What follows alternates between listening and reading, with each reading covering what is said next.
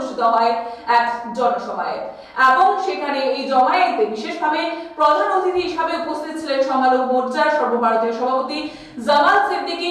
এদিন সর্বভারতীয় সংখ্যালঘু মোর্চার সভাপতি জামাল সিদ্দিকী বলেন, কংগ্রেস এবং সিপিআইএম দল গোটা দেশের সংখ্যালঘুদের ভুল বুঝিয়ে তাদের নিজের ভোট ব্যাংক ধরে রাখত। উন্নয়নের সময় হলে সংখ্যালঘুদের কোনো ধরনের সুযোগ সুবিধা দেওয়া হতো না। বর্তমানে বিজেপি সরকারের আমলে প্রধানমন্ত্রী নরেন্দ্র মোদীর নেতৃত্বে সংখ্যালঘুদের জন্য বিভিন্ন সুযোগ সুবিধা প্রদান করা হয়েছে। এদিনের জনজমায়েতে এছাড়াও উপস্থিত ছিলেন বিজেপির রাজ্য সভাপতি রাজীব ভট্টাচার্য সহ অন্যান্যরা। ভাই বলছিলেন যে মুসলমান সরকারি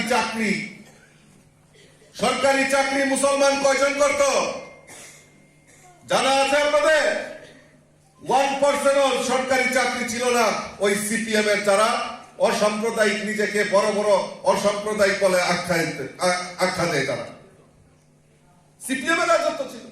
জিজ্ঞেস করবেন সিপিএম এর নেতাদেরকে, কানে বলা দিয়ে জিজ্ঞেস করবেন। বিজেপি সরকার আসার পর এখন সরকারি চাকরি আমার মুসলিম ভাই বোনেরা প্রায় 7% সরকারি কর্মচারী আমার মুসলিম ভাই বোনেরা সরকার চাকরি পেয়েছে। এটা আমাদের কাছে গর্বের বিষয়, এটা আমাদের কাছে গর্বের বিষয়। ভারতীয় জনতা পার্টির সরকার প্রতিষ্ঠার পর আমাদের দেশের যশস্বী প্রধানমন্ত্রীর যে মূল মন্ত্র, যে সবকা সাথ সবকা বিকাশ সবকা বিশ্বাস, সেই প্রয়াস নিয়ে আমাদের ভারতীয় জনতা পার্টির সরকার কাজ করছে। এই রাজ্যে আমাদের 3,72,000 গরিব পরিবারে তারা যাতে পাকা বাড়ি নির্মাণ করতে পারে তার ব্যবস্থা আমাদের ভারতীয় জনতা পার্টির সরকার করেছে। কই সেখানে তো কোনোদিনও উল্লেখ করা হয়নি যে মুসলমানদেরকে দেওয়া হবে না, যারা মুসলিম তাদেরকে দেওয়া হবে না।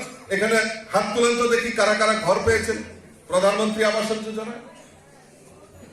देखिए जमाल भाई, देखिए कितना लोग घर मिला है।